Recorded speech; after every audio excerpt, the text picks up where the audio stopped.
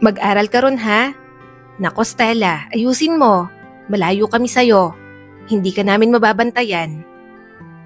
Napabuntong hininga si Stella pagkatapos mag-impake ng gamit.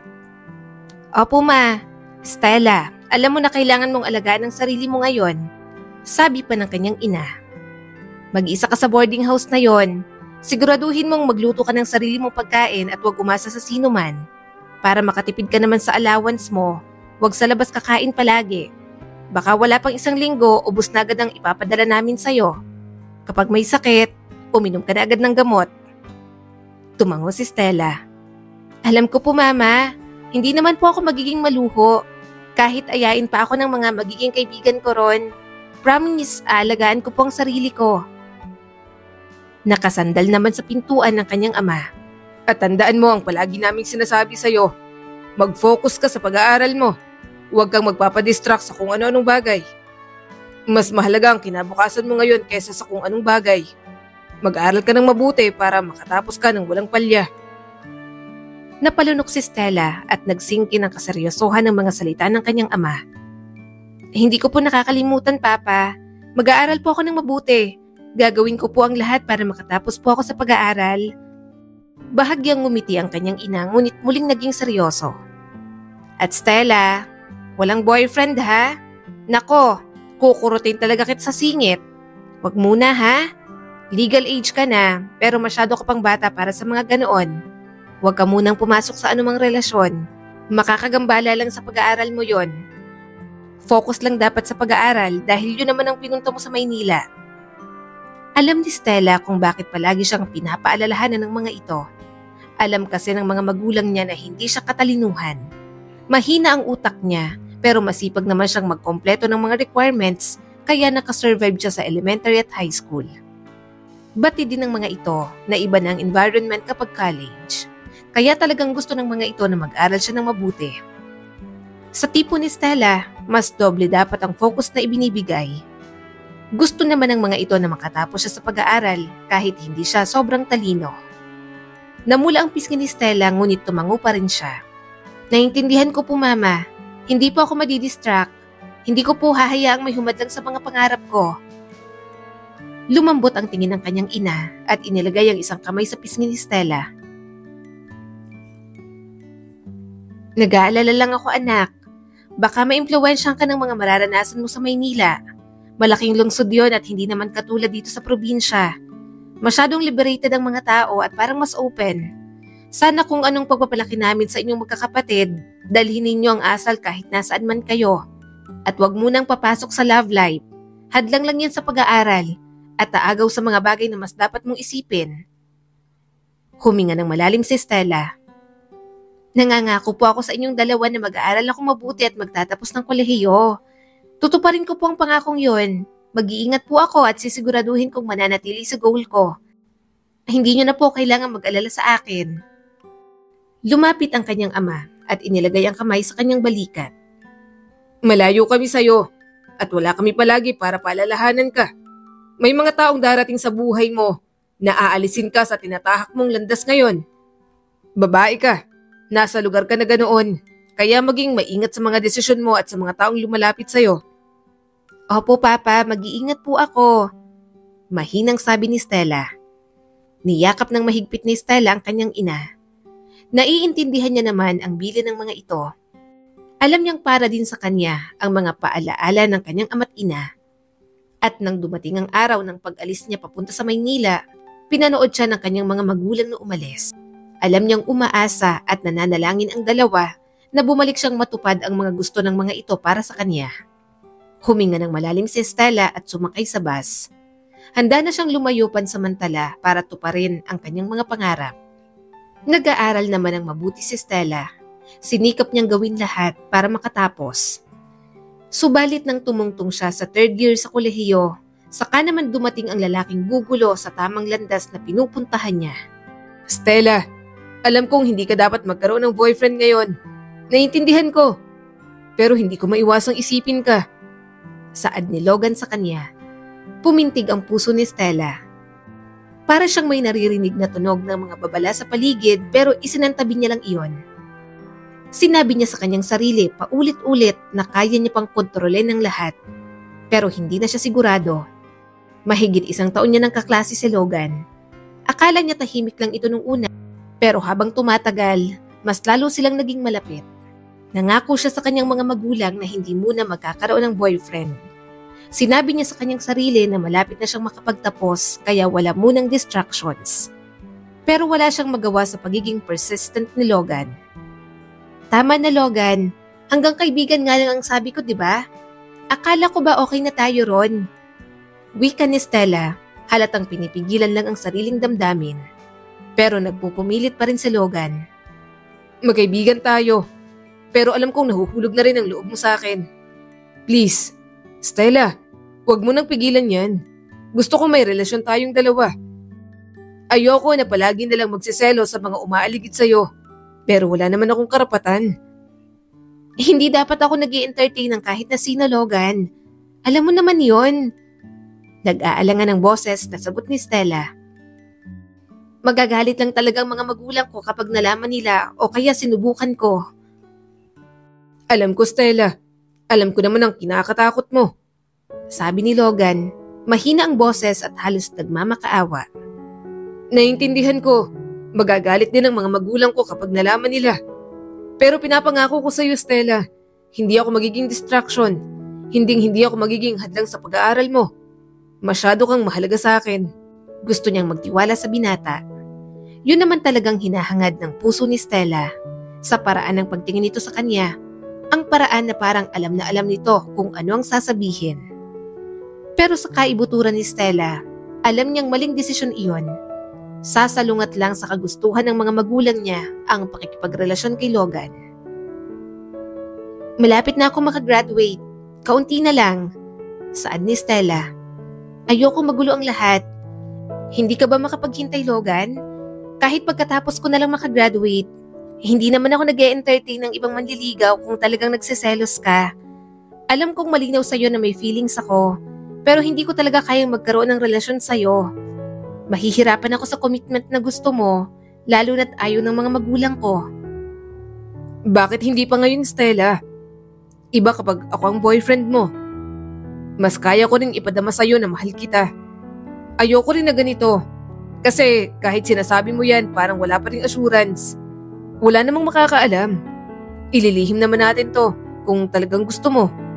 Sabi ni Logan at marahang hinawakan ng kamay niya. Nandito ako para suportahan ka, hindi para pigilan ka sa mga gusto mong gawin. Please, bigyan mo naman ng chance ang feelings nating dalawa. Napatingin si Stella sa kamay niya. Bumibilis ang tibok ng kanyang puso. Ramdam niya ang sinseridad sa mga salita ni Logan. Gusto niya ang binata, gustong subukan para tingnan kung ano pang pwedeng mangyari. Napasinghap siya ng mariin. Hindi ko alam kung ito bang tamang gawin, Logan. Pero pakiramdam ko, parang kailangan ko to. Ginugulo mo ang isip at puso ko. Pero gusto ko naman talaga kung anong gusto mong mangyari sa pagitan nating dalawa. Malawak na napangiti si Logan. Pangako, Stella, hindi kita pababayaan.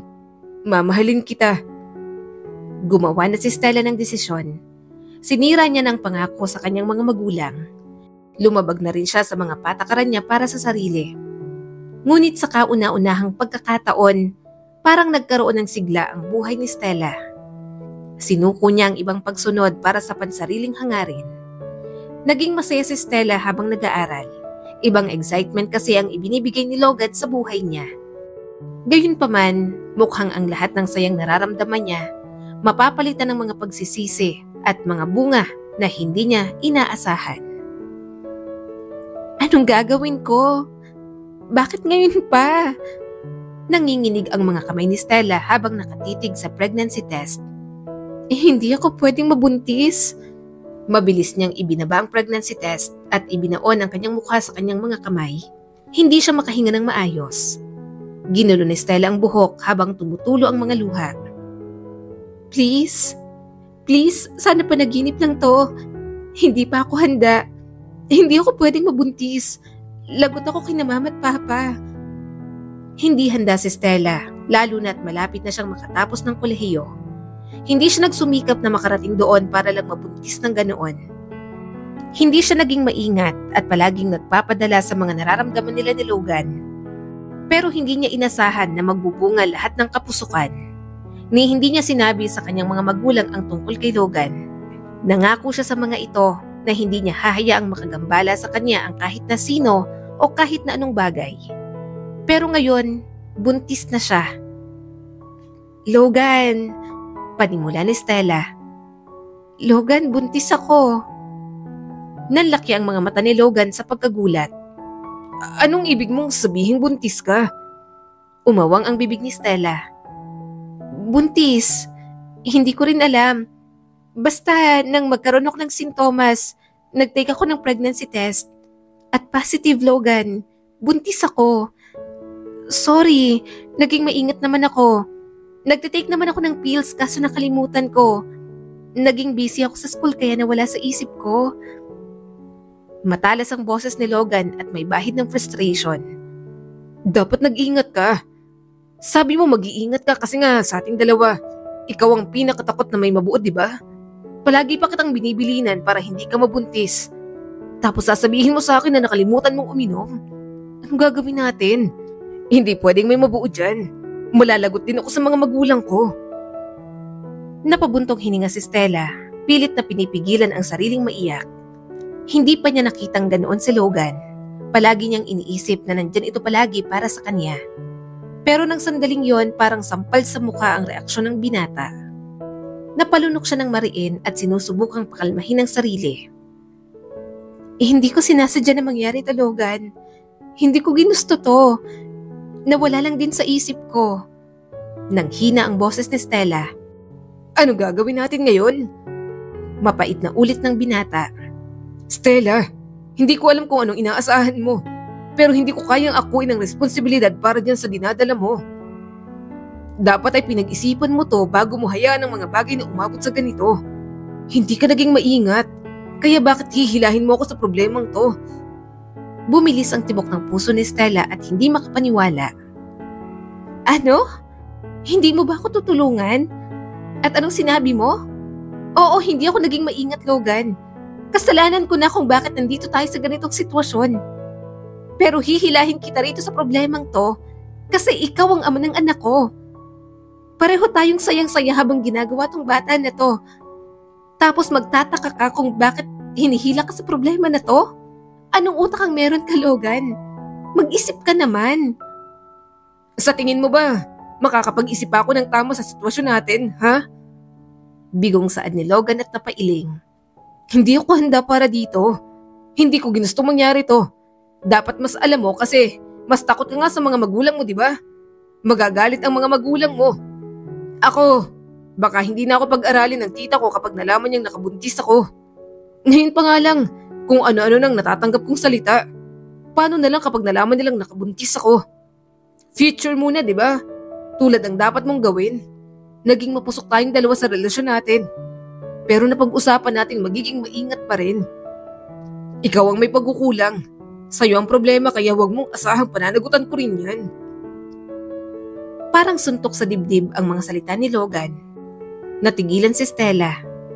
Naramdaman niya ang pag-agos ng luha sa kanyang mga mata.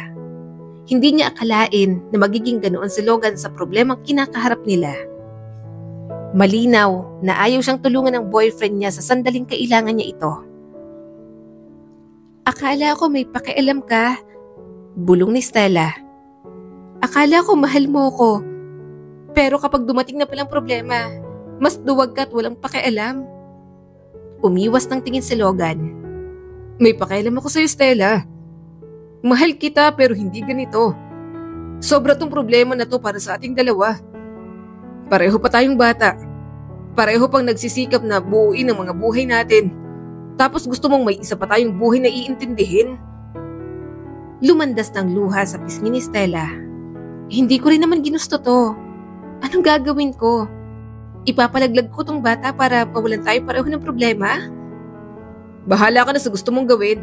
Ang mahalaga lang sa akin, hindi makasira ang batang niya sa buhay ko. Saad pa ni Logan, para bang hindi nakakasakit ang mga sinasabi nito. Anong klase sagot yan, Logan? Naninikip na talaga ang dibdib ni Stella. Umalis na sa harap niya si Logan. Sarkastiko na lang siyang tumawa habang tumutulo ang mga luha. Sinubukan niya lang kung ano ang magiging reaksyon nito kapag sinabi niyang ipapalaglag niya ang bata. Pero sa sagot ni Logan, alam ni Stella na wala itong pakialam kahit ano pang gawin niya. Ayaw niyang nagbuntis siya pero hindi niya kaya yon. Buhay pa rin ang nasa kanyang sinapupunan kaya hindi niya magagawang ipalaglag iyon. Gayunpaman, hindi niya alam kung papaano lulusutan ang problemang ginawa. Habang patuloy na pumapatak ang mga luha, nangako si Stella sa sarili. Haharapin niya yun mag-isa dahil walang maaasahan kay Logan. Mag-iisip siya ng solusyon at magpapatuloy siyang mabuhay. Para sa sarili niya, para sa kanyang mga magulang, gagawa siya ng paraan para ayusin ang mga ginawa niya. Dahil nasa probinsya ang kanyang mga magulang, itinago niya ang katotohanan tungkol sa pagbubuntis. Hindi na muna siya pumasok sa school. Ang alam ng mga magulang niya, may mga naibagsak siyang subject kaya kailangan niyang ulitin. Nagalit ang mga ito pero sinuportahan pa rin siya.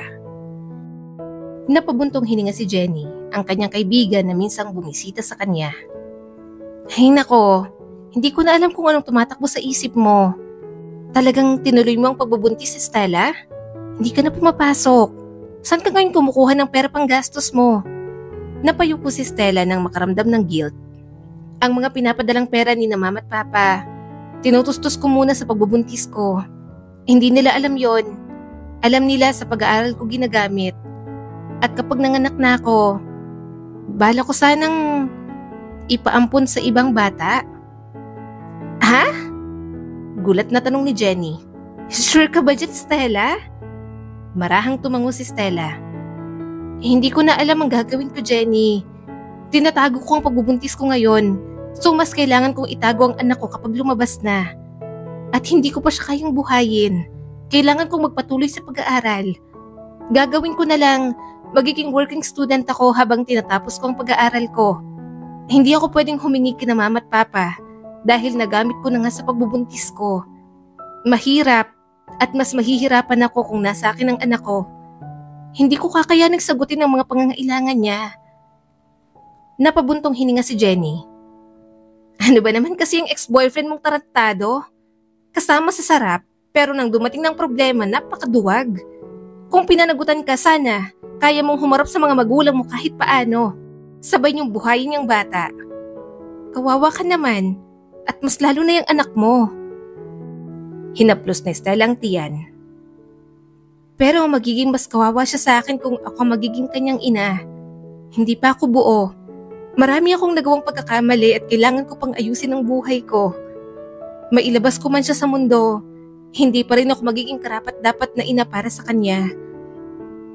Nang dumating ang araw na nanganak na siya, nagpatulong na agad siya kay Jenny na maghanap ng pwedeng mag-ampon. Pero busy ito sa school, kaya hindi niya na masyadong inistorbo. Kai, anong gagawin ko sa'yo? Tanong ni Stella sa sanggol na para bang sasagot ito. Hindi ka pwedeng lumaki sa akin. Sana may mag-ampun sa'yo. Hindi alam ni Stella ang gagawin. Hindi niya maaaring itago ang sanggol magpakailanman. Ngunit hindi siya handa na maging isang ina. Hindi siya handa na talikuran ang kanyang mga pangarap na makapagtapos ng pag-aaral. Nawiwindang na nga siya sa mga sariling plano, pero gagawin niya pa rin. At nang wala nang mapagpilian, ang tanging tao na mapagkakatiwalaan niya ay ang nakatatandang kapatid niya na si Mia. Si Mia lang ang alam niyang kaya niyang sabihan ng problema. Inabot ni Stella ang kanyang cellphone. Nanginginig ang kanyang mga daliri habang dinadayal ang numero ni Mia. Kailangan niya to ngayon. Kailangan niya ng taong tutulong sa kanya. Hello? Pagod ang boses na bungad ni Mia. Ate Mia, busy ka ba? Kailangan kitang makausap. Basag ang boses ni Stella at matindi ang kaba sa dibdib niya. Siyempre, nasan ka ba ngayon? Tamang-tama na sa Manila ako, nandito kasi ang trabaho ng asawa ko ngayon. Saad ng kanyang kapatid. Naisip ko nga na bisitahin ka, naunahan mo lang akong tumawag. Nag-alinlangan si Stella at pinagmasdan ang kanyang anak na natutulog. Nasa boarding house lang naman ako. Pwede ka bang pumunta dito, Ate Mia? May problema ba? Bakit ganyan ang boses mo? Tanong ni Mia. Bukas pa sana kita pupuntahan pero nag-aalala ako sa boses mo. Sige, aalis na ako ngayon. Pupuntahan kita dyan. Sinubukan ni Stella na patatagin ang kanyang paghinga habang hinihintay ang kanyang kapatid. Tumingin siya kay Kai na payapang natutulog sa kanyang mga bisig. Hindi niya alam kung paano yun ipapaliwanag kay Mia, ngunit wala siyang ibang pagpipilian. Matagal niya nang itinatago ang katotohanan, ngunit ngayon ay hindi niya na matatakbuhan. Nang dumating si Mia, niyakap siya nito. Kumusta ang pag-aaral mo, Stella? Balita ko. Sinong batang yan? Napalunok si Stella. Anak ko siya, ate. Nanlalaki ang mga mata ni Mia. Anak? Diyos ko, Stella. Joke ba to? Anong sinasabi mong anak mo? Hindi namin alam na nagbuntis ka. Ang alam namin, nag-aaral ka dito sa Maynila. Hinawakan ni Stella ang braso ng kanyang ate. Ate, please, huwag mong sasabihin kina mama at papa. Hindi ko kayang harapin ang galit nila, kaya hindi ko sinabi. Ate, kailangan ko ng tulong mo. Napapikit si Mia. Nasaan ang tatay niyan? Namuo ang mga luha niya. Hindi ako pinanagutan. Stella naman. Frustrated na tong bulyaw. Napayuko siya. Ate, sorry. Hindi ko rin naman inasahang magkakaganito. Ang pinapadala sa akin ni na mama at papa. Sa pagbubuntis ko muna pinangtustos. Pero ate, bala ko pa rin makatapos. Ayaw ko silang biguin. Mag-working student muna ako. Pero hindi ko magagawa yun kung nandito si Kay sa poder ko. Gusto ko sana siyang ipaampon. Pero hindi ko alam kung kanino ko siya ipapaampon. Ate, please, parang awa mo na. Tulungan mo ako. Huwag mo ring sasabihin sa kanilang tungkol sa anak ko. Nanlambot ang mga mata ni Mia at maingat na humakbang patungo sa kanya. Stella, hindi mo ito maitatago magpakailanman. Ano, talagang wala kang balak sabihin sa kanila? Wala silang kamalay-malay sa totoong nangyayari sa'yo rito. Akala nila, nag-aaral ka. Bumabagsak lang pero nag-aaral pa rin. Nagsinungaling ka na. Niloko mo pa sila. Hindi mo maitatago magpakailanman ang sekretong to kina mama at papa. Malalaman din nila to. Tuluyang napahikbi si Stella. Ate, hindi nila malalaman kung hindi mo sasabihin. Ate, please, itago mo ang sekretong to. Natago ko ng pagbubuntis ko. Kapag naipampun ko na si Kai, wala nang ibang makakaalam. Kaya please, ate, takot na takot ako. Hindi ko alam kung anong gagawin ko. Bumaba ang tingin ni Stella sa kanyang anak. Hindi ko pa kaya. Hindi ko kayang maging ina kay Kai. Hindi ako handa. Pero hindi ko rin kayang sabihin sa mga magulang natin kasi madidisappoint lang sila. Hindi ko rin alam kung anong gagawin ko. Ayokong biguin ang lahat. Gusto ko pang makapagtapos ng pag-aaral. Gusto ko pang tulungan sina mama at papa. Saglit na nanahimik si Mia pero muli itong nagsalita. Sige, tutulungan kita. Hindi ko na rin sasabihin kina mama at papa ang tungkol kay Kai. Hindi mo kailangan gawin to ng mag-isa. Ngunit kailangan mong harapin to. Hindi mo siya kailangang palakihin kung hindi ka pa handa. Sige, susubukan ko. Hahanap tayo ng mga taong mag-aampon sa pamangkin ko. Pero sigurado ka na ba? Baka pagsisihan mo to, Stella. Nadurog ang puso ni Stella. Hindi siya sigurado. Yun ang katotohanan sa lahat ng planong binuo niya.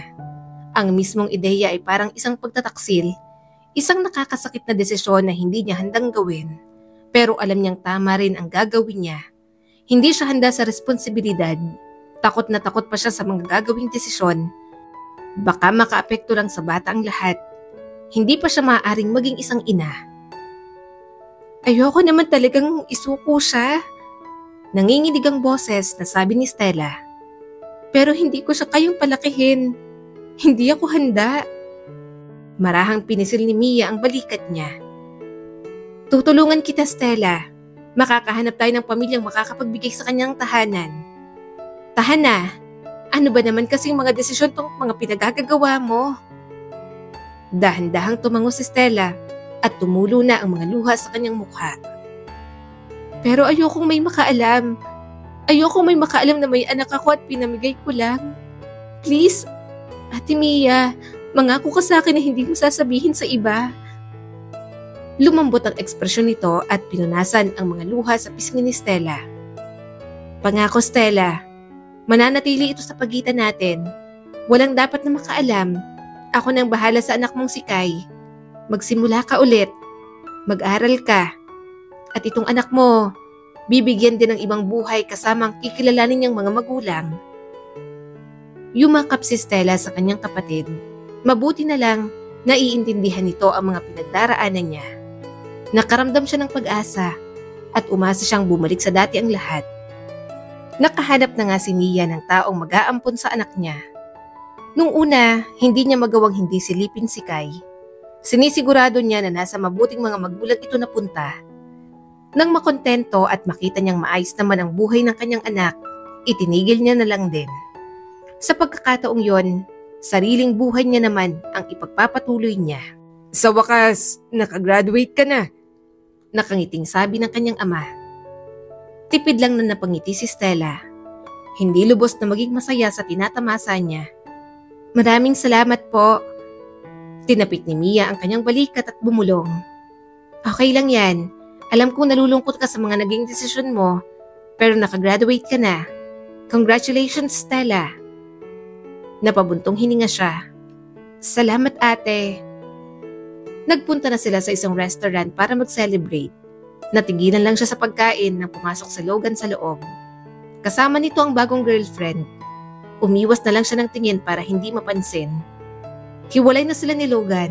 Sinabi niya rito ang pinaampun niya ang bata pero wala na itong pakialam. At hindi siya mangmang para magkaroon pa ng koneksyon sa binata kahit tatay pa ito ng anak niya. Napagtanto niya lalo na wala itong kwentang lalaki. Pagkatapos makagraduate, sinikap niyang maghanap ng trabaho. Yun nga lang, palagi siyang bagsak sa mga job interviews. Alam niya naman ang isasagot. Handa naman palagi siya sa mga possible questions. Subalit kapag nasa harapan na, talagang sobrang kabado na siya at pinagpapawisan ng malamig. Hindi niya na nasasagot ng tama at nauuna ang pagkautal. Mama, Papa, panimula ni Stella at tumingin sa mga ito. I'm sorry. Alam ko pong nangako akong tutulong. Sinabi ko po sa inyo na makakakuha ako ng trabaho pagkatapos ng graduation. Akala ko po talaga kaya ko, pero patuloy lang po akong nabibigo. Stella, hindi mo kami binigo. Okay lang yan. Hindi ka naman namin minamadali. Sabi ng kanyang ama. Alam namin sinusubukan mo. Naghanap ka ng trabaho at nagsisikap ka namang matanggap. Pero okay lang kung hindi ka matanggap sa ngayon. Huwag mo lang sukuan. Ang mahalaga naman sa amin, napatapos ka namin sa pag-aaral. Napuno ng luha ang mga mata ni Stella sa boses ng kanyang ama. Mahigpit ito pero naiintindihan niya namang para protektahan lang silang magkakapatid ang dahilan.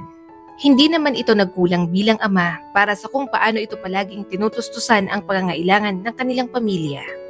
Nagrereklamo ang papa niya pero kahit minsan, hindi ito sumukong patapusin siya. Kahit pa sinabi niyang paulit-ulit siyang bumabagsak sa mga subject noong nasa kolehiyo. Kaya nga nang mabuntis siya, nahihiya at natatakot siyang sabihin dahil mabibigo ito. Alam naming hindi madali. Mahinang sambit ng kanyang ina. Makakahanap ka rin. Ipinagmamalaki ka pa rin namin, Stella. Ginagawa mo ang makakaya mo at yun lang ang gusto namin mula sa'yo. Pero nangako po ako. Sagot ni Stella sabay punas ng luha sa kanyang pisngi. Nangako po ako na tutulong ako tulad po ng ginagawa ng mga kapatid ko. Umiling ang kanyang ama. Okay lang anak. Hindi naman talaga namin kayo inuobliga na tumulong. Nasa inyo kung tutulong kayo o hindi. Pero kaya ko pa naman mag-provide para sa pamilya. Kaya hindi kaso sa akin kung may aabot ka ba o wala. Tumango ang kanyang ina. Tama ang papa mo. Ang iyong amay may trabaho pa rin at kaya pa naman naming tustusan ang mga pangangailangan dito sa bahay. Huwag mong isipin na pabigat ka. Ang bait-bait mo kaya at naging masunurin ka sa mga bili namin. Mas mabait ka kaysa sa ibang kapatid mong mga pasaway. May dumaang guilt sa dibdib ni Stella. Baka nga mas malala pa siya sa mga kapatid niya. Mas matindi pa ang pagsisinungaling panloloko at mga ginawa niya para lang pagtakpan ang mga maling desisyon sa buhay. Dahil wala talagang mahanap na trabaho, bumagsak muna si Stella sa pagiging sales lady sa isang mamahaling clothing brand. Hindi naman siya hinusgahan ng kanyang mga magulang, kahit ganon ang kinabag sa kanyang trabaho. Naiintindihan naman ng mga ito na mahirap maghanap ng trabaho. Gayunpaman, nagsisikap pa rin siya na makahanap ng mas maganda at kaya siyang bigyan ng mas mataas na sweldo. Tuloy-tuloy ang buhay ni Stella, pero muling magkakaroon ng kulay ang mundo niya sa pagdating ng bagong lalaki sa kanyang buhay. Nakatayo si Stella sa likod ng counter. May mga ilang pumasok na pero may nag-a-assist na, kaya nakatayo lang siya roon. Normal na araw lang sana, pero may napansin siyang lalaki. Mahina siyang siniko ng katrabaho niya. "Stella, may nakatitig sa'yo. Nakita mo?" Nagsalita si Stella habang magkadikit ang mga ngipin. "Huwag kang maingay dyan. Baka mahalata niyang alam kong tinititigan niya ako. Patay mali siya na nga lang ako, pinapansin mo pa?" Matangkad ang lalaki, may maitim na buhok na maayos na nakasuklay. Mukha namang namimili ng damit pero palaging bumabalik sa kanyang titig. Hindi maiwasan ni Stella na hindi maging komportable, ngunit pinaalalahanan niyang sarili na bahagi yon ng kanyang trabaho. Nakaharap niya ng lahat ng uri ng mga customer noon, kabilang ang mga nagpapapansin sa kanya. Natutunan niyang huwag pansinin o magpanggap na hindi napapansin. Ngunit sa pagkakataong yon, hindi niya maalis ang pakiramdam na may kakaiba.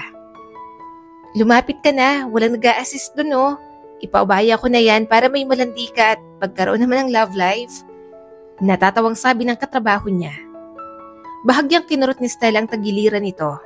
Wala na itong ibang ginawa kundi ang asarin siya. Lumapit si Stella sa customer. "Can I help you find something, sir?" Napakurap ang lalaki. Halatang nagulat nang lumapit siya. "Ay, oo. Naghahanap lang ako ng sweater. Kasi kailangan ko. Kaso nahihirapan ako mamili." "Meron po kaming mga bagong labas na sweater. Eto po, bago po sa collection namin." Paliwanag ni Stella at inilahad sa lalaki. Kaso mukhang hindi ito nakikinig. Muli niya itong sinulyapan. Medyo nagtagal ang mga mata nito sa kanya. Tumaas ang isang kilay ni Stella. Hindi niya na napigilan ang sarili. "Kanina pa po kayong nakatitig sa akin, sir," sabi ni Stella. Magaan pero direct ang boses. "May problema po ba?" Ilang saglit, tila natigilan ng lalaki. Bahagya pang namulang mga tenga. Pagkatapos, sa pagtataka ni Stella, iniabot nito ang kamay sa kanya. Isang palakaibigan at tunay ng ngiti ang sumilay sa mga labi nito. "Ako si Joseph," pakilala ng lalaking nasa harap niya. "At sana huwag kang magalit. Hindi ko lang maiwasang mapansin kung gaano ka kaganda. Pasensya na kung hindi ka naging komportable sa mga titig ko." Napakurap si Stella, nabigla sa pagiging honest ni Joseph. Akala niya pa'y ide-deny nito yon. Isang magalang ng ngiti ang iginanti niya at nakipagkamay. "Ako si Stella," sagot niya ngunit hindi na nagsalita pa. Sanay na siya sa mga customer na pumupuri sa kanyang itsura o gusto siyang pormahan. Pero sa pagkakataong yon, may kung anong tungkol sa pagiging bukas ni Joseph na ikinabigla niya. Hindi mawala ang ngiti ni Joseph. "Alam kong medyo mabilis, pero hindi ako ang klase ng lalaki na nagpapaligoy-ligoy. Na-attract ako sa'yo o nakita ko pa lang sa'yo kanina." Tumango lang siya at pilit na ibinalik ang pagiging profesional sa trabaho. "Salamat. Alin po dito ang kukunin yung sweater, sir? May iba pa po ba akong maitutulong sa inyo?" Saglit na tila nag-alinlangan si Joseph. "Actually, oo. Naghahanap ako ng simple pero maganda. Mga ganyang sweater pero kayang suotin kapag nakikipag-date ako sa'yo." Napakurap si Stella. Napakagatlabi si Joseph at mukhang nahiya na. "Baka may maimumukahi ka lang." Pinilit ni Stella na hindi maapektuhan. "Well, sa tingin ko po, perfect ang isang to para sa isang casual date. Malambot at bagay po ang kulay sa inyo. Pero I'm sorry, hindi po ako makikipag-date sa'yo." Natawa si Joseph. "Pasensya na. Baka nailang ka ng dahil sa akin, Stella." Tipid siyang umiling. Okay lang, sir. Tinanggap ni Joseph ang sweater na inabot niya. Saglit na dumampi ang mga daliri nito sa kanya. Parang nakuryente si Stella pero hindi niya nalang pinansin. Sa sumunod na mga linggo, bumalik si Joseph. Palaging naghahanap ng mga bagong damit, ngunit may malinaw na intensyon na makita siya. Inaasar na nga si Stella ng mga katrabaho. Kung ano-anong pagpapapansin ang ginagawa ni Joseph para lang mapansin niya. Isang araw, sa wakas ay tinanong ni Joseph kung gusto niyang lumabas kasama ito. Natagpuan ni Stella ang kanyang sarili na nag-aalangan. Hindi naging maganda ang nangyari sa huling naging relasyon nila ni Logan. Mabigat dahil may pinabayaan pa siyang anak. Gayunpaman, sa lahat ng mga pagkakamali, magpapatuloy pa rin naman ang buhay. Ayaw niya sanang pansinin ng lalaki, ngunit iba si Joseph at nadama niya iyon sa paraang hindi niya inaasahan. Ngiti-ngiti si Joseph. Masayang-masaya ako na pumayag ka, Stella. Tipid lang siyang ngumiti. Ang kulit mo kasi, nahihirapan na akong tanggihan ka, Joseph. Noong gabing iyon, nagkita sila para sa kanilang date sa isang tahimik na cafe. Pinag-usapan nila ang lahat. Ang buhay ni Joseph bilang isang seaman, ang mga ambisyon, ang mga lugar na napuntahan. Sinabi rin ni Joseph na mas matanda ito sa kanya ng 8 taon. Wala naman siyang kinakatakot, hindi katulad nung estudyante pa lang siya. Matanda na naman si Stella at nagtatrabaho para sa sarili. Kaya kahit may takot, hindi na rin siya nagpapigil na i-entertain si Joseph. Aalis ako para sa trabaho sa susunod na buwan. Mahinang sabi nito. Mawawala ako ng ilang buwan dahil babalik ako sa laot. Pero ipinapangako kong makikipag-communicate pa rin sa'yo. Siyempre, hindi ko naman pwedeng pabayaan ang nililigawan ko. Baka hindi mo ako sagutin. Kung ganon, hihintayin kita, Joseph. Wika ni Stella. At totoo ang sinabi ni Joseph. Patuloy siya nitong nililigawan kahit na nasa laot pa. Araw-araw nakakausap ni Stella si Joseph sa video call. Nakakatanggap siya ng mga pinapadalang regalo, mga bulaklak, mga libro at kung ano-anong pagkain. Kaya kahit pamilya niya, nalaman na may seaman siyang suitor. Suportado ang mga ito dahil matanda na siya at kayang magdesisyon para sa sarili. Kahit na magkahiwalay sila ni Joseph, na-appreciate niya ang pagpupursige nito. Hindi na maitatanggi ni Stella na unti-unti na itong nagiging mahalagang bahagi ng buhay niya. Stella, sabi ni Joseph, mainit at puno ng emosyon ng boses. Namiss kita ng sobra. Bumilis ang tibok ng puso ni Stella at sumilay ang ngiti sa kanyang mga labi. Natutuwa siyang nakabalik na si Joseph. May balak na kasi si Stella na sagutin ito. Namiss din kita, Joseph. Mahinang sagot ni Stella sabay hakbang palapit. Walang mga salita, hinila niya si Joseph sa kanyang mga braso. Niyakap niya ito ng mahigpit na para bang ayaw niya ng pakawalan pa. Humalakak naman si Joseph. Niyakap mo ako. Sobra mo ba talaga akong namiss? Ipapaalala ko lang sa'yo, Stella. Hindi pa tayo Hindi mo pa ako sinasagot. Nasa barko pa lang ito, napagtanto ni Stella na handa na ulit siyang magmahal. Matagal na siyang naghintay. Hindi sigurado, nag-aalangan pero nang sandaling yon, talagang sigurado na. Joseph. Oo, bulong ni Stella. Handa na ako. Magkasama na tayo. Gusto kitang makasama. Gusto kitang maging boyfriend. Humigpit ang yakap ni Joseph sa kanya. Sinasabi mo ba talagang oo? Hindi ka naman nagbibiro, hindi ba? Oo. Napapikit si Stella. Dinadama ang sayang nadarama. Girlfriend mo na ako, Joseph. Sumilay ang ngiti sa mukha nito na nagpabilis ng tibok ng puso niya. Marahan itong hinalikan ng kanyang noo. Pagkatapos, ang mga labi niya. Thank you. Nakangiting bulong ni Joseph. Napakaswerte ko. Hindi mo alam kung gaano kahalaga sa akin ang sagot mo. Mahal kita. Napangiti rin si Stella. Mahal din kita, Joseph. Mula ng sandaling yon, tila mas maliwanag na ang lahat. Nararamdaman ni Stella ang init na kumakalat sa kanya sa tuwing malapit si Joseph. Ginugol nila ang kanilang mga araw na magkasama. Kinikilalang isa't isa at bumuo ng isang relasyon na gustong-gusto ni Stella. Naramdaman ni Stella na mas lalo siyang nahuhulog kay Joseph. Ibang-iba pagdating kay Logan noon dahil tila walang pumipigil sa kanilang dalawa. Hindi na rin siya natatakot sa bawat kilos na gagawin niya. Kilala niya ang kanyang boyfriend pero hindi pa lubos na kilala. Iniisip niya na lamang na hindi naman mabibigla ang lahat at kailangan ng panahon. Ngunit may isang bagay tungkol kay Joseph na palaging nagpapagulo sa kanya. Bakit ba hindi mo maintindihan na may ginagawa pa ako rito? Busy nga ako. Paulit-ulit ka naman. Sabi ni Joseph sa kausap nito sa kabilang linya. Nasabi ko na sa'yo dati, hindi na muna ako babalik dyan. May iba pa akong dapat asikasuhin dito. Malamang na may sinabi ang boses sa kabilang linya dahil lumambot ang tono ni Joseph. Pero may bakas pa rin ng pagkairita. Sige na, bulong ni Joseph bago mabilis na pinatay ang tawag. Bumilis ang tibok ng puso ni Stella. Hindi niya maiwasang magtaka kung sino ang kausap ng kanyang kasintahan. Habang papalapit siya, halos mapalundag sa gulat si Joseph. Nanlaki ang mga mata nito nang makita siya. Mabilis nitong inilagay ang cellphone sa bulsa at agad na nagbago ang kilos nito. Stella, bakit hindi ka pa natutulog? Hindi ba't pagod ka? Saad ni Joseph at hinalikan siya sa sentido. Sorry, hindi na kita nabihisan kanina. Nakatulog din ako pagkatapos. Okay lang. Nakaramdam ng pag-aalinlangan si Stella pero nanatili siyang kalmado. Sino ang kausap mo? Yung bunso ko lang na kapatid. Pinapauwi ako agad dahil birthday ng inay.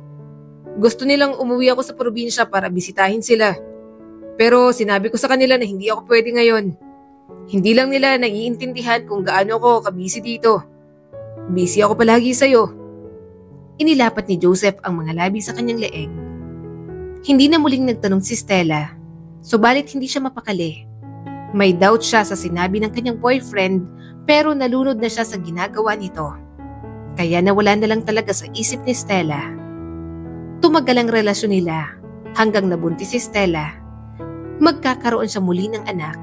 Sa pagkakataong yon, anak na nila ni Joseph at wala na siyang ibang kinatatakutan.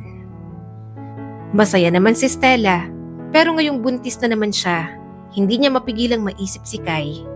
Ang huling balita niya sa kanyang panganay na anak, malaki na at talagang inaalagaan ng maayos ng mga taong kumupkup dito.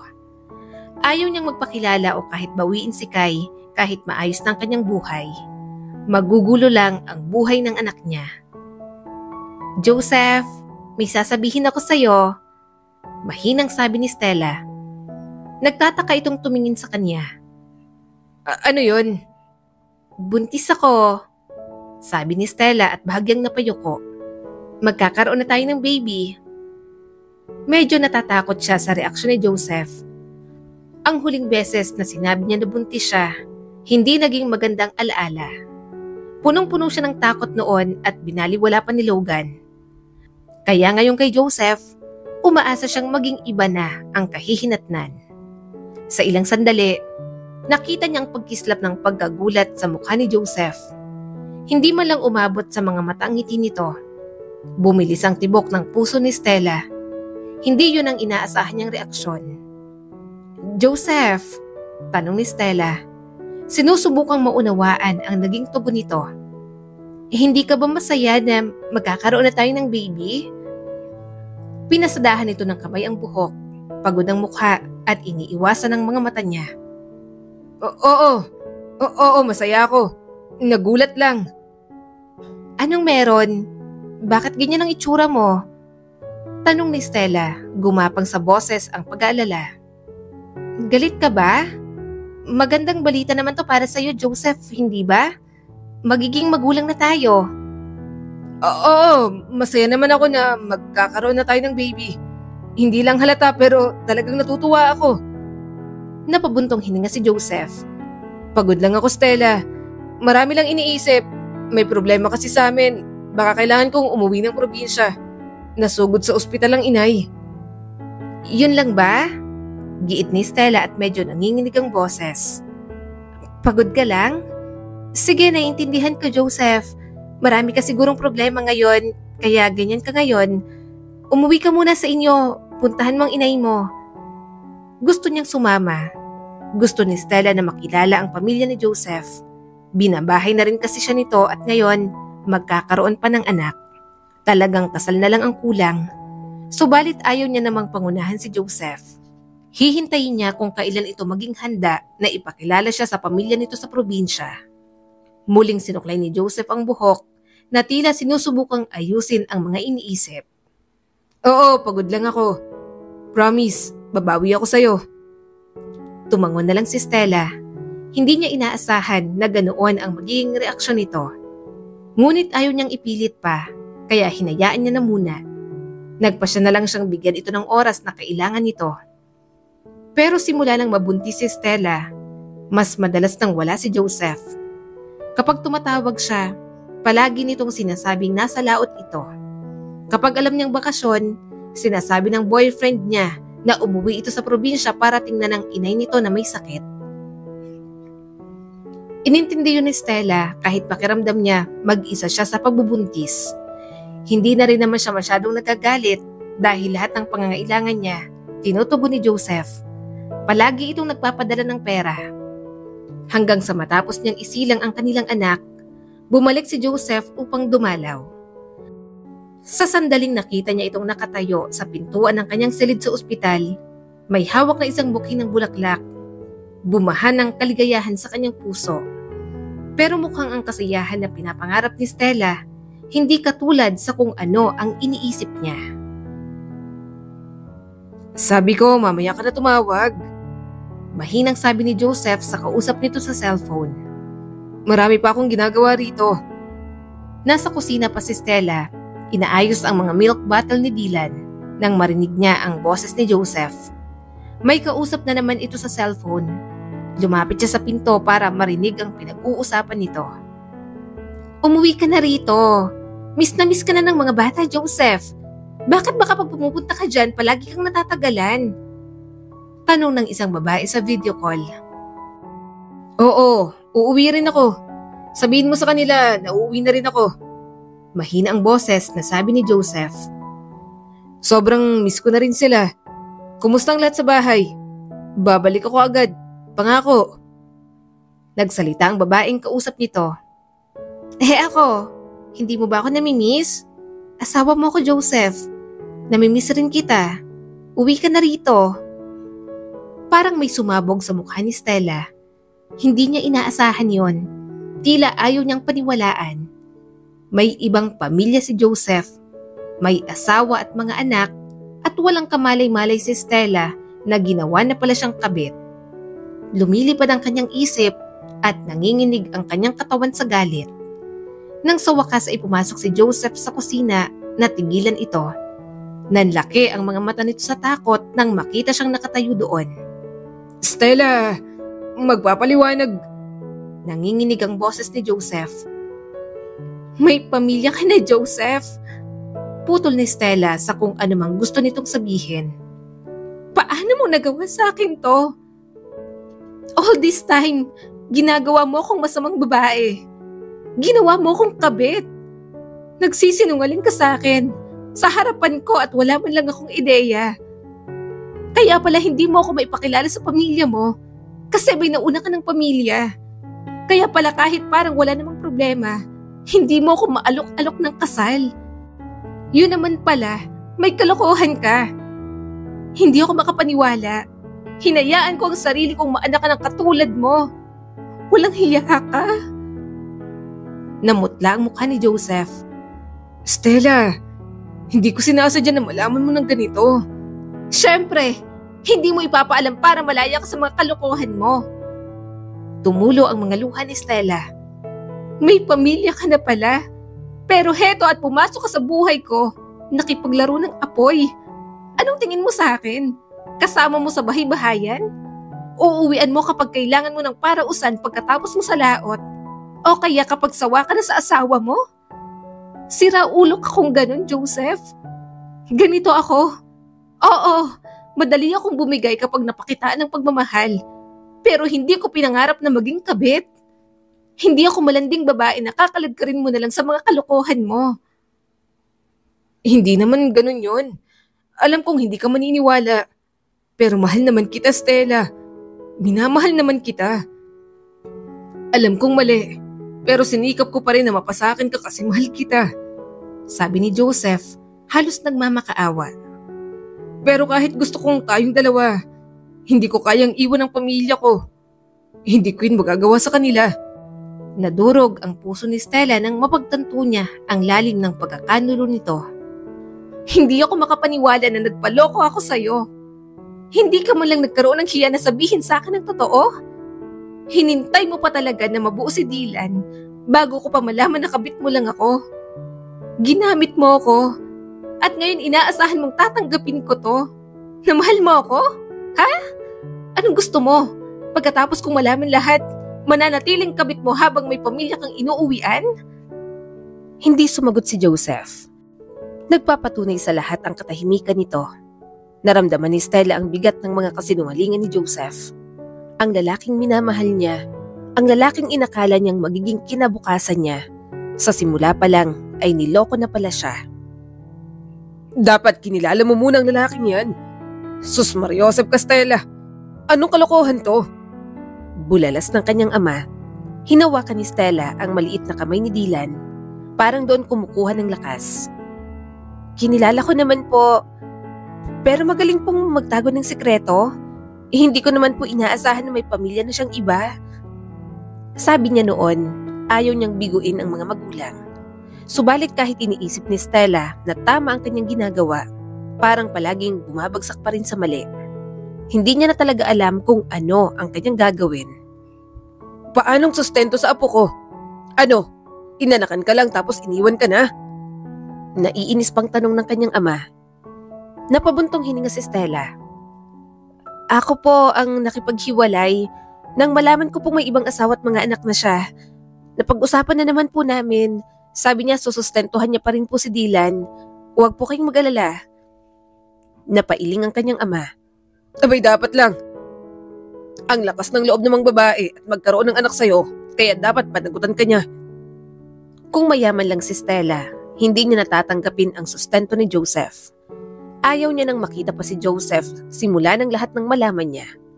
Tanging video calls lang ang magiging komunikasyon nila, pero ayaw pa rin talaga ni Stella. Subalit alam niyang hindi niya kaya. Bukod doon, karapatan naman yun ni Dylan na makatanggap ng sustento mula kay Joseph.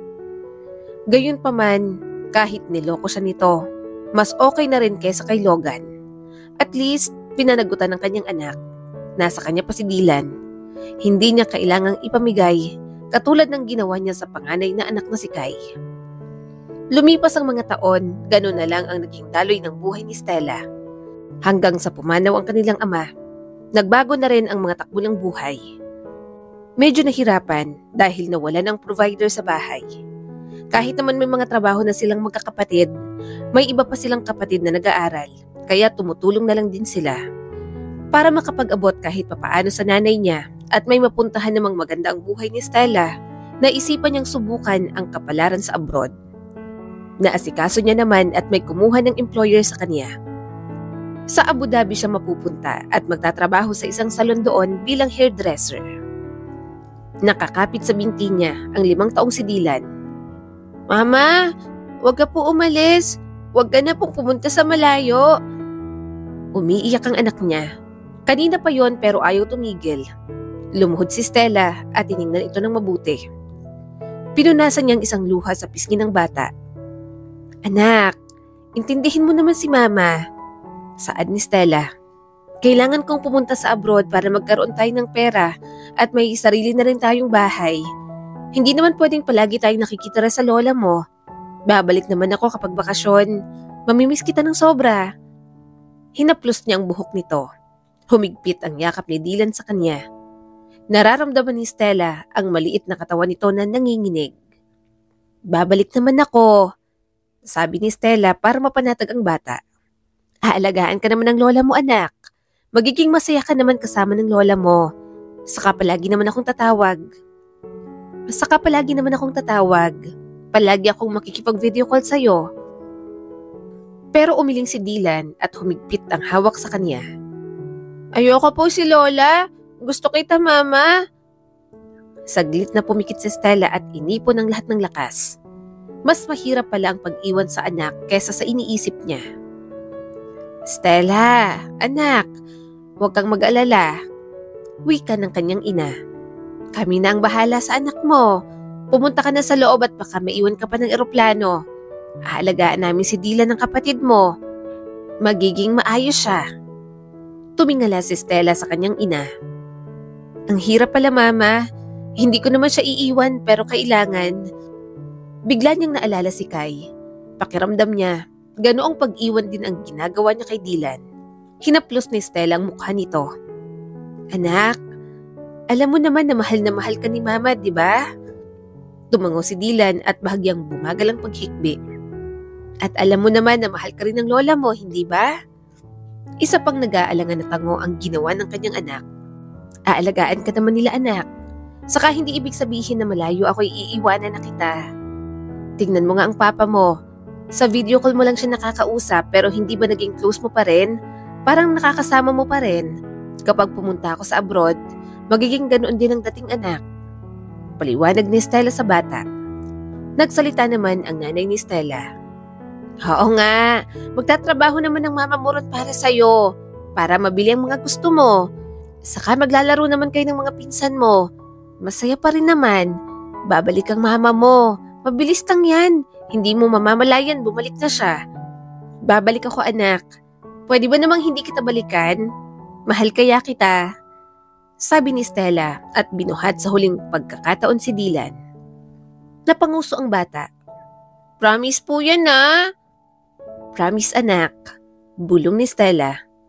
Nadudurog ang kanyang puso, ngunit alam niyang yon ang tamang desisyon para sa kanila. Maswerte naman si Stella sa trabahong napuntahan. Mabait ang kanyang amo pati ang katrabaho. Gayon din ang mga kasama niya sa boarding house.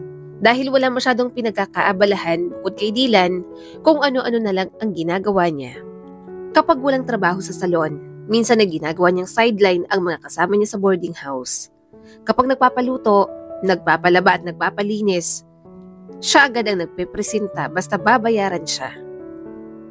Bawasan mo naman ang sipag mo, Stella. Daig mo pang ibang OFW dito na may 7 anak na binubuhay. Hinay-hinay naman. Isa lang naman ang anak mo sa Pinas. Natatawang sabi ni Jana, ang isa sa mga kasama niya sa boarding house. Mahina namang tumawa si Stella. Gusto ko kasing makaipon ng malaki. May gusto kong hulugan na bahay malapit sa amin. Gusto ko naman na may masabi itong pagpunta ko sa abroad. Saka kumita man ako ng malaki. Hindi naman natatapos ang araw. Kailangan ko pa rin kumayod. Hindi pa naman ako umaabot sa puntong pera na lang ang mismong kikita para sa akin kahit natutulog ako. Napailing naman si Jana. Kulang ka lang sa lande. Wala kang love life kaya wala ka masyadong inaatupag. Hindi ko naman kailangan ng love life. Huwag muna. May trauma na. Natatawang sabi ni Stella pero totoo na may takot na talaga siya. Sumabat naman ang isa nilang kasama. Diba may ka-video call kang lalaki ng isang araw? Hindi mo ba boylet yon? Umiling si Stella. Hindi. Ex-boyfriend ko. Ama ng anak ko. Nag-uusap lang kami para sa sustento ng bata.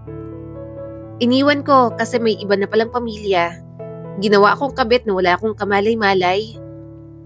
Napangiwi si Jana. Mabuti at nakipaghiwalay ka. Mga siraulo talagang mga ganung lalaki, no? Mabuti at hindi ako nakatagpo ng ganyan sa buhay ko. At matino naman ang asawa ko na nasa Pinas. Pero sana, maghanap ka pa rin ng love life. Bata ka pa naman. Kaya pa yan. May kaibigan nga ako.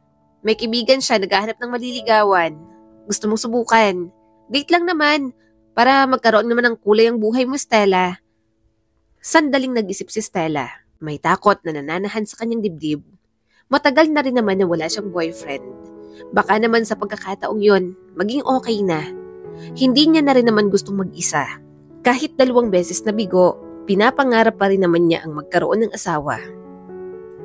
Sige, try kong makipag-date. Sana mabait at matinong lalaki yan, Jana. Saad ni Stella. Tumango naman ito. Oo, matino naman. Nakita ko na si Teo at mukha namang mabait at mapagkakatiwalaan. Naiiling na tumawa si Stella. Pagkatapos ng relasyon nila ni Joseph, tinuon niya na lamang ang atensyon kay Dylan. Pakiramdam niya, pagkatapos ng mga pagkakamali niya, wala na siyang karapatang pumasok muli sa isa pang relasyon. Gayunpaman, sa pagkakataong yon, susubukan niya muna. Baka naman maging tama na ang gagawin niya. Baka sa pagkakataong yon, si Teo na talaga ang para sa kanya. Nang makilala ni Stella si Teo, madali niya itong naging close. Hindi naman ito mahirap kausap at magaan kasama. Ang unang date nila, nasundan pa at hindi nagtagal, naging sila na rin naman. Yun nga lang, matindi talaga ang pagiging seloso nito. Bakit mo pa siya kinakausap, Stella? Mahigpit ang boses ni Teo, kontrolado ngunit may galit. Ex-boyfriend mo na nga tapos kinakausap mo pa. Nakagat ni Stella ang labi. Pilit niyang pinapakalma ang sarili. Alam niyang darating ang pag-uusap na yon, ngunit hindi siya handa na sumabog ito ng ganoon. Makinig ka, Teo. Nasabi ko na sa'yo dati tungkol lang kay Dylan ang pinag-uusapan namin. Tumutulong si Joseph sa allowance ng anak ko. Tinatanggap ko lang ang sustento niya para kay Dylan. Wala nang kung anong meron sa pagitan namin katulad ng iniisip mo. Paliwanag ni Stella. Lumingon sa kanya si Teo at napalitan ng frustration ng mukha nito. Allowance? Kumukuha ka pa ng pera sa kanya? Bakit may pa-video call pa? Ano yun? Mahal ka pa? Gusto na namang gawin kang karida niya? Dapat nga hindi na kayo nag-uusap ng ex mo na yan. Ikaw na nga ang nagsabi. Niloko ka niya at may asawa na siya. Dapat, dinidistansya mo ng sarili mo, Stella. Hindi ko talaga maintindihan. Hindi ba't sikreto ang pagkakaroon niya ng anak sa'yo? Pwede namang mag-text na, nagpadala na ako. Tapos, hindi yung ganyan pa. Wala rin naman dito ang anak mo kaya walang dahilan para mag-ganyan-ganyan pa kayo. Napabuntong hininga si Stella. Pagod siya galing trabaho. Medyo marami siyang client ng araw na yon. Pero heto si Teo, inaaway siya sa bagay na hindi naman na dapat pinag-aawayan. Ganoon na lang talagang makipag-usap si Joseph. Masanay ito sa video call. Bukod doon, nagtatanong-tanong din naman talaga ito tungkol kay Dylan. Dahil para sa ex-boyfriend niya, kay Stella pa rin ang huling desisyon para sa bata. At yon ang hindi maintindihan ni Teo. Teo naman, pagod ako pagkatapos itong ibubungad mo? Naiinis na tanong ni Stella. Wala kaming ginagawang masama ni Joseph. Hindi kami naglalandian sa call. Nag-uusap lang kami para sa mga gagawing desisyon sa bata. May karapatan pa rin si Joseph kay Dylan, Teo. May connection sila. Siya pa rin ang kanyang ama at responsibilidad niyang suportahan ng anak namin. Hindi ko tatanggihan dahil malaking tulong at mas magiging okay si Dylan. Kailangan mong maunawaan yon. Priority lang naman ang anak ko ang iniisip ko. So ano? Kakausapin mo pa rin ang Joseph na yon? I-video call mo pa rin siya habang tayo na? Kumikislap sa mga mata ni Teo ang selos. Hindi ganon, Teo. Magtiwala ka naman sa mga sinasabi ko. Tila nadudurog ang puso ni Stella sa pagdududa sa boses nito. Hindi ako nanloloko. Wala akong tinatago. Kami ni Joseph, matagal na kaming wala. Pero anak niya rin si Dylan. Co-parenting ang ginagawa namin. Yun lang, wala nang hihigit pa ron. Isang bigong buntong hininga ang pinakawalan ni Teo at naglakad patungo sa bintana. Ayoko, Stella. Hindi ko gusto na palagi mo siya kinakausap. Parang hindi tama sa akin. Naiinis ako. Nagagalit. Tumayo si Stella at bahagya itong nilapitan. Naiintindihan ko na galit ka. Ngunit hindi yun tungkol sa aming dalawa ni Joseph, Teo. Tungkol ito kay Dylan, sa anak naming dalawa. Hindi mo pwedeng hilingin sa akin na putulin ng isang taong sangkot pa rin sa buhay ng anak ko. Hindi lang siya basta-bastang lalaking kausap ko. Siya ang ama ni Dylan at sinusubukan niyang tumulong sa pagpapalaki sa bata. Umikot si Teo para harapin siya. Wala akong pakialam kung siyang ama ni Dylan.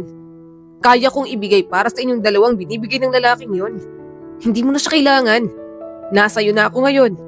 Ako nang bahala sa anak mo. Huminga ng malalim si Stella.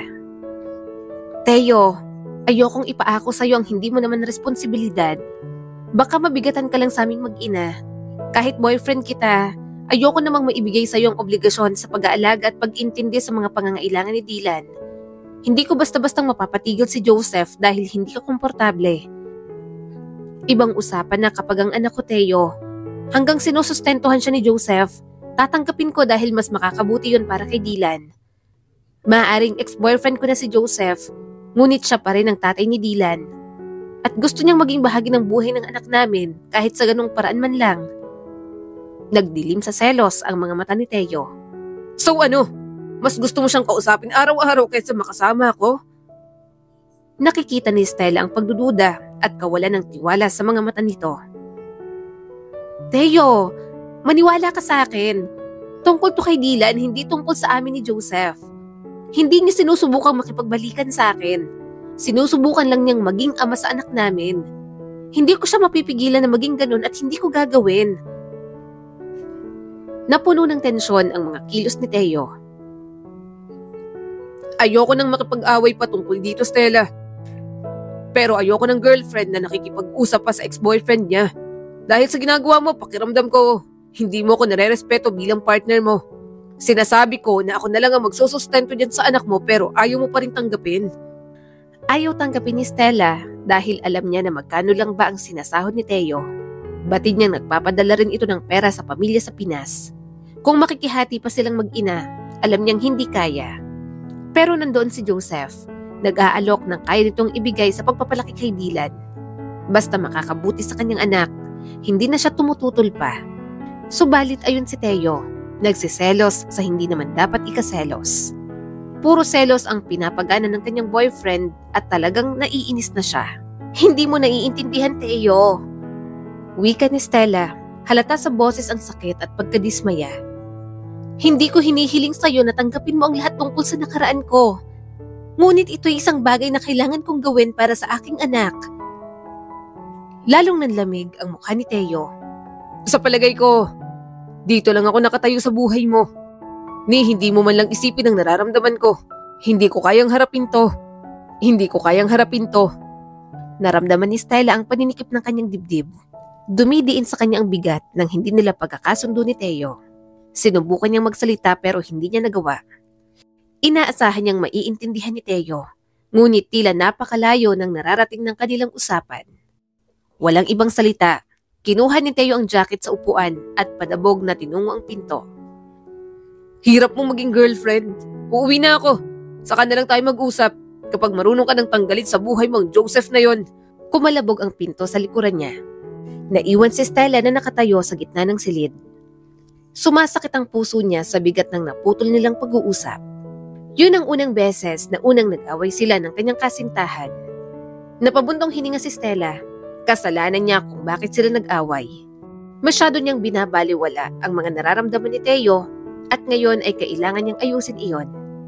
Hindi niya kayang mawala ito, hindi sa isang bagay na walang katuturan.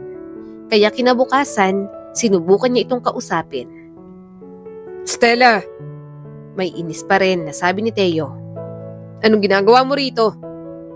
Kailangan kitang makausap. Mabilis na sabi ni Stella. Teo, pasensya na. Naging insensitive ako. Dapat mas naiintindihan ko ang nararamdaman mo. Hindi ko sinasadyang saktan ka. Sinusubukan ko lang gawin ang inaakala kong pinakamabuti para kay Dylan. Pero napagtanto ko ngayon na napabayaan ko ang nararamdaman mo sa lahat ng ito. Tumingin si Teo sa kanya. Ang mga mata nito ay naghahanap sa kanya na parang sinusubukang malaman kung sincere ba talaga ang mga sinasabi niya. Sa mahabang sandali, walang nagsalita sa kanilang dalawa. Pagkatapos ay bumuntong hininga si Teo at hinaplos ang mukha ni Stella. Mahal kita, Stella. Mahinang sabi ni Teo. Mahal na mahal kita, kaya nagsiselos ako. Hindi ko mapigilan. Nasusuklam ako sa pag-iisip na nakatali ka pa rin kay Joseph sa anumang paraan. Kahit sabihin mong wala, pakiramdam ko'y meron pa rin dahil nga dyan sa connection ninyo. Natatakot ako, Stella. Natatakot na kung patuloy mo siyang kakausapin, ang mga bagay ay palaging magiging magulo sa pagitan namin. At hindi ko gusto yon. Ayoko maramdaman na kalaban ko siya pagdating sa'yo. Nakaramdam si Stella ng kirot sa kanyang puso habang pinapakinggan ang kahinaan sa boses nito. Hindi niya napagtanto kung gaano kalalim ang epekto sa kanya ng relasyon nila ni Teo. Dapat nga mas naging maingat siya. kahit ang hangarin niya lang ay ang pinakamabuti para kay Dylan. Hindi ko sinasadyang iparamdam sa iyo yon, mahina niyang sabi at puno ng sinseridad ang mga mata. Alam ko kung gaano mo ko kamahal at dapat inuna ko ang nararamdaman mo. Hindi ko lang talaga alam kung paano i-handle ang mga bagay sa pagitan namin ni Joseph, lalo na at may anak kaming dalawa. Hindi ko nais na ikat siya ng buo dahil kay Dylan, ngunit nakikita ko ngayon kung gaano ka nasasaktan. Lumapit si Teo at bahagyang nanlambot ang mga mata. Ayokong hilingin sa'yo na gawin ang isang bagay na hindi ka komportable. Ngunit kailangan kong malaman na pinipili mo ko, Stella. Handa akong tanggapin ang responsibilidad mo kay Dylan. Hindi ko hinihiling sa'yo na gawin mo to ng mag-isa. Basta, please, huwag mo nang kakausapin si Joseph. Para sa atin. Para sa kung anong meron tayo. Napalunok si Stella. Alam niyang hindi yun magiging madali. Ngunit si Teo ay humihingi ng isang bagay na mahalaga sa kanya. Kailangan niyang pumili at kailangan niyang gawin yun ngayon. Okay. Napabuntong hininga si Stella. Hindi ko nakakausapin si Joseph. Wala nang video calls. Wala nang perang kukunin sa kanya. Hindi na ako tatanggap ng kahit na ano mula sa kanya. At gusto kong ayusin to. Kung anong meron sa ating dalawa ngayon. Gusto kong magkaayos tayo. Lumambot ang ekspresyon ni Teo at namuo ang ginhawa sa mukha nito. Salamat. Basta gusto lang kitang makasama, Stella. Nagsiselos lang naman ako. Wala naman akong ibang hinahangad. Basta mahalin mo lang ako ng maayos. Tumango si Stella at tila nasasaktan ng puso sa magkahalong guilt at pagmamahal.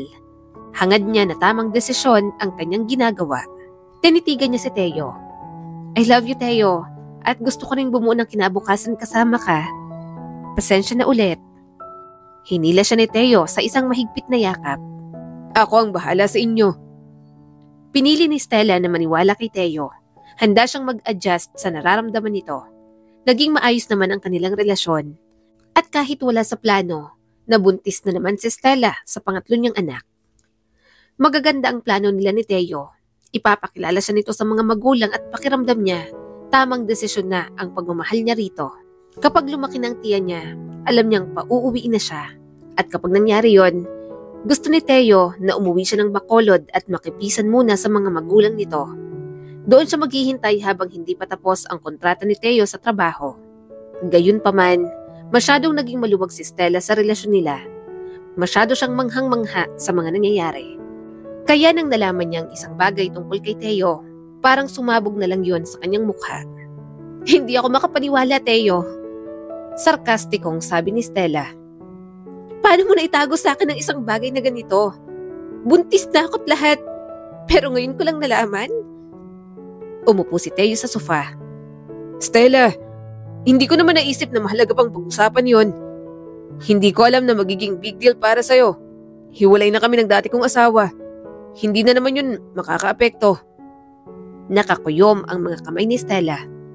Hindi yun ang punto. Ang punto ay tinatago mo sa akin to. Naging totoo ako sa'yo. Buong buhay ko nilahad ko dahil pakiramdam ko kailangan kong gawin. Ultimo, ano kong sikay na pinaampun ko noon, kinuwento ko sa'yo. Tapos ngayon, malalaman ko na may dati kang asawa at may 3 ka ng anak sa Pilipinas? Hindi naman problema sa akin, Teo. Ang akin lang, sana nagawa mo man lang i-share. Wala namang kaso sa kanya yon. Gayunpaman, umasa pa rin si Stella. Akala niya'y binatang-binata si Teo.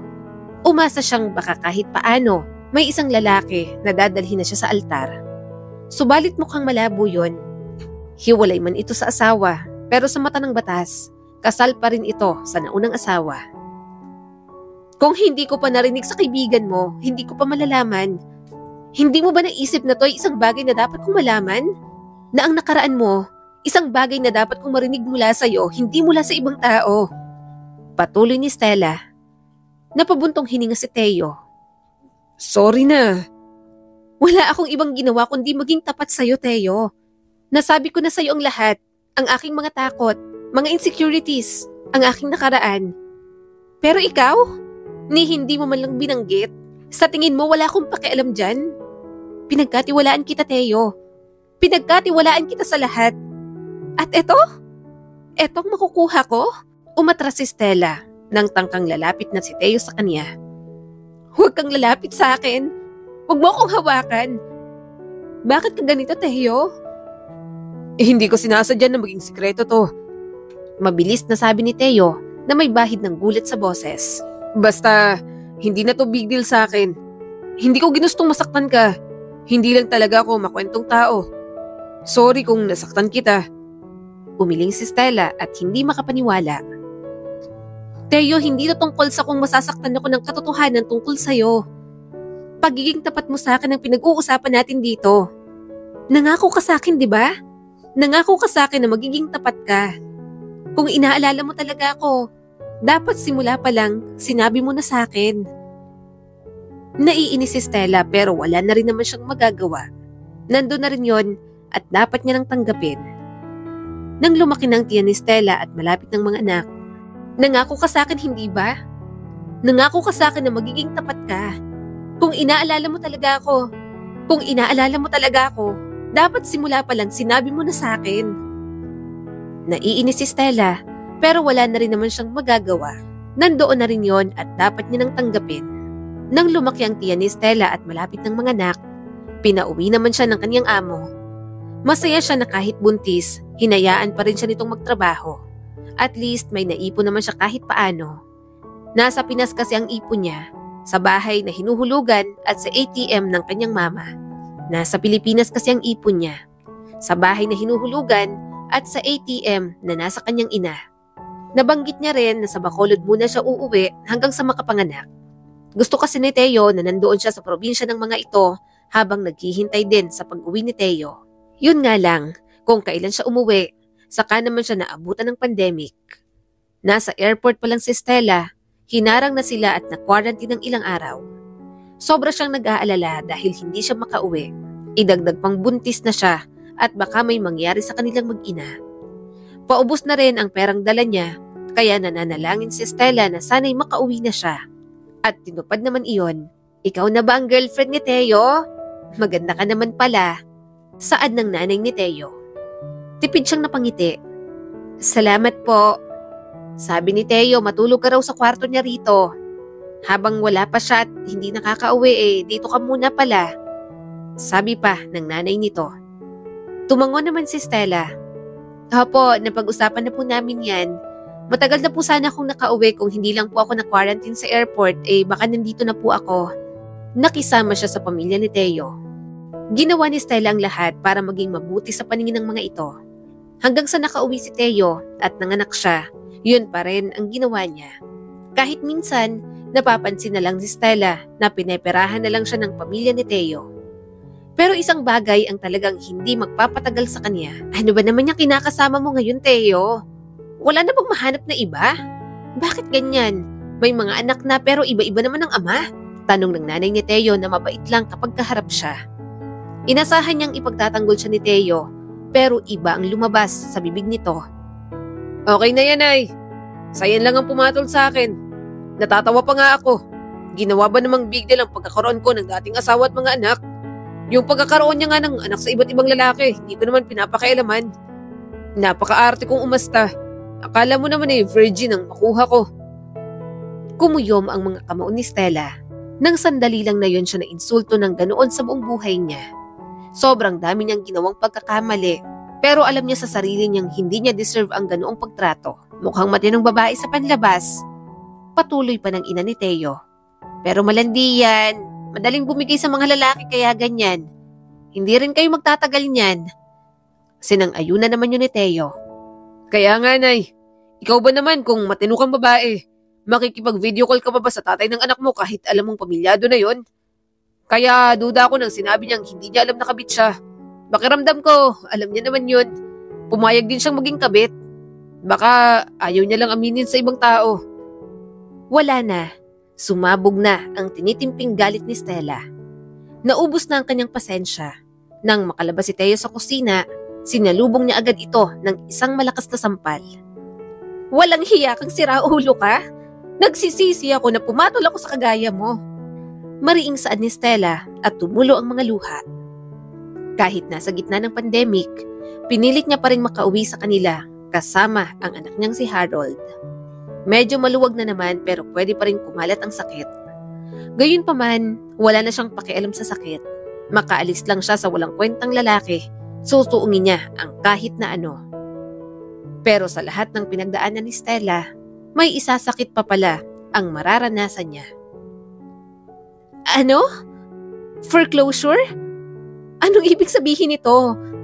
Alam ko, bilang ko, kompleto ng hulog ko para sa bahay na to. Bakit ganito? Ano to, Sheena? Tanong ni Stella sa kapatid niyang mas bata sa kanya. Hindi makatingin ng diretso si Sheena sa kanya. Ate, sorry. Nagamit ko kasi ang mga pinapadala mo sa ibang bagay. Napabayaan yung bahay na hinuhulugan mo. Hindi ko na maayos pa. Mababaliw na yata si Stella sa lahat ng nangyayari. Ang dami-daming nangyari sa buhay niya. Puro na lang kamalasan ang napupunta sa kanya. Naiisip niya na baka kabayaran yon dahil sa ginawa niyang pagsisinungaling at panloloko sa mga magulang noon, dahil na rin sa ginawa niyang pamimigay sa panganay niyang anak na si Kai. Sa tingin mo ba hindi ako magagalit? Inipon ko yon. Kumayod ako sa ibang bansa para pag uwi ko may sarili na kaming bahay ng mga anak ko. Bulalas ni Stella. Umaasa ako pero yun naman pala. Tinatarantado mo ako rito, Sheena. Lumapit ang kanyang ina na kinukonsinti pa ang anak na paborito. Huwag ka nang magalit. Pwede naman kayong tumira ng mga anak mo sa akin. Huwag ka nang magalit sa kapatid mo. Anak, kapatid mo pa rin yan. Namuo ang mga luha ni Stella. Mabuti sana kung yun lang. Kaso hindi. Pati yung ipon ko na pinalagay ko sa account mo, ma, pinakialaman ni Sheena. Ang anak ko na akala ko sa private school pumapasok, sa public na lang pala. Gusto kong sa private yung si Dylan para walang masabi si Joseph. Tinanggihan ko ng sustento eh. Tapos ganito palang ginagawa nyo?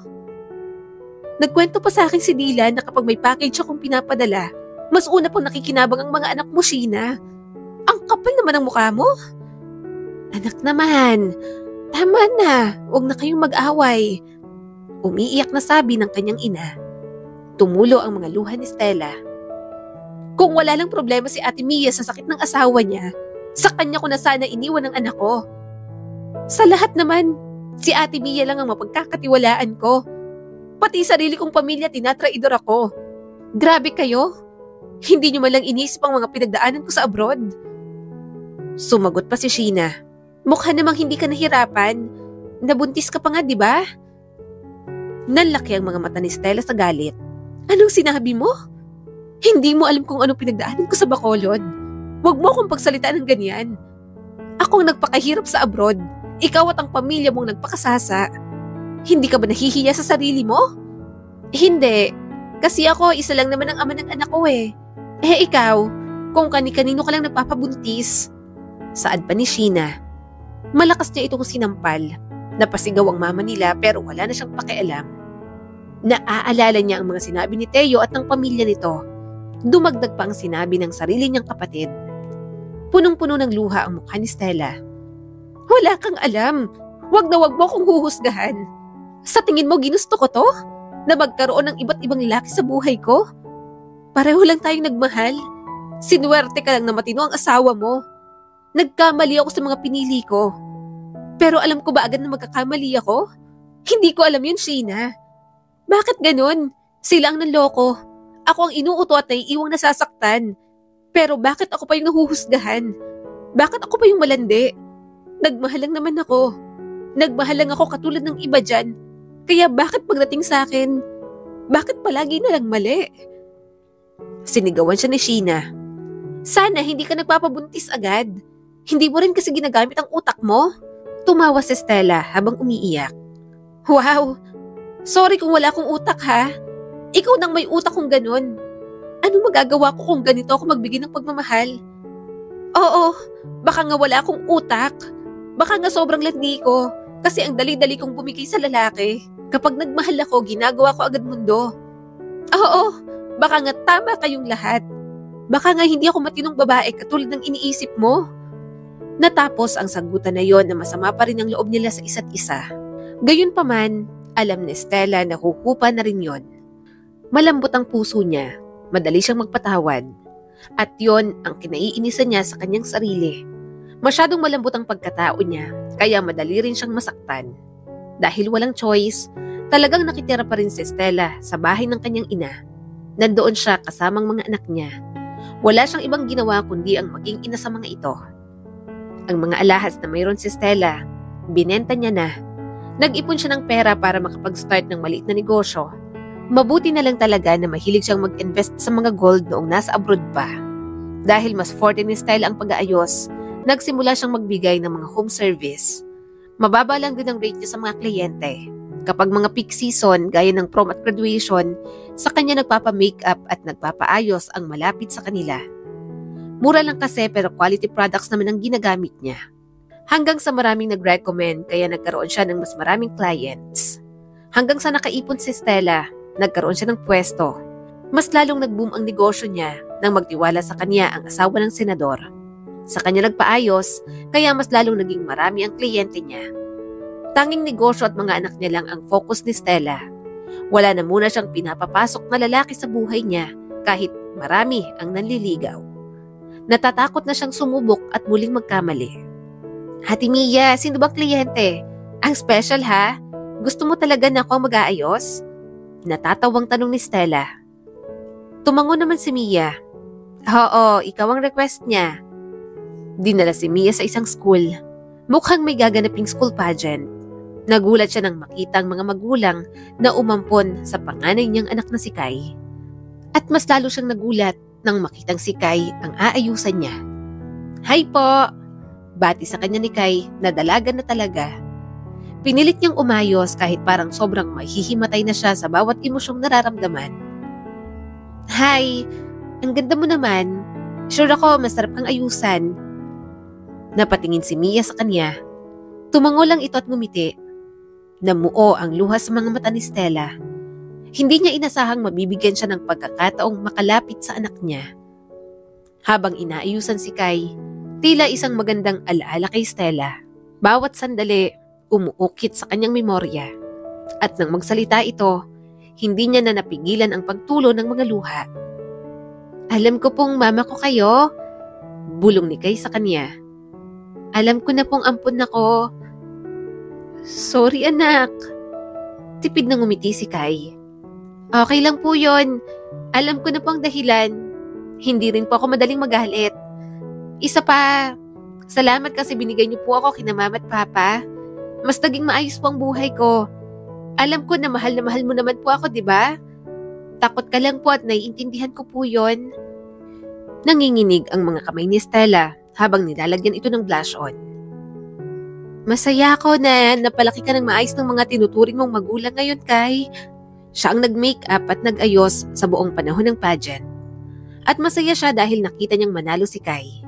Nagkaroon pa rin siya ng picture dito at sapat na yon. Tunay man siyang ina at maayos man ang kanyang buhay, ayaw niya pa rin kunin si Kai. Nakita niyang masaya at inaalagaan ito ng mga kumukuk dito at kontento na siya roon. Ang makilala pangalang siya ni Kai, sobra-sobra na para sa kanya. Nang makapagpatayo si Stella ng isa pang salon, muli siyang nakatagpo ng lalaking mamahalin. Nakilala niya dahil anak ng isa sa mga kliyente niya. Doktor at mabait, pero higit sa lahat, minahal siya ng tama at nagawa na rin pakasalan. Tanggap din kahit ang mga nakaraan niya at ang mga anak niya sa iba't ibang lalaki. Ilang beses siyang nabigo sa pag-ibig. Si Stella ang tipo ng babae na gagawin ang lahat para sa pag-ibig. Gayunpaman, kahit paulit-ulit siyang sinaktan at niloko, nakatagpo pa rin siya at binigyan ng Diyos ng isang taong magmamahal sa kanya ng buo, pati na rin sa mga anak niya. Ang kwento ni Stella ay nagpapaalala sa atin na kahit ilang beses tayong mabigo, matuto pa rin tayong bumangon at magtiwala sa kayang ibigay ng Diyos na mas magandang buhay para sa atin. At tandaan din natin na iba-iba ang klase ng pag-ibig na makukuha natin sa mundo. Gayunpaman, ang pagpapaloko sa pag-ibig ay hindi nangangahulugan na tayo ay mali. Ibig sabihin lang nun ay naniniwala ang ating mga puso sa isang bagay na maaaring hindi maintindihan ng iba. Muli, eto po si Skylar Guro at sana may bago na naman kayong natutunan sa kwento natin ngayon. Maraming salamat po.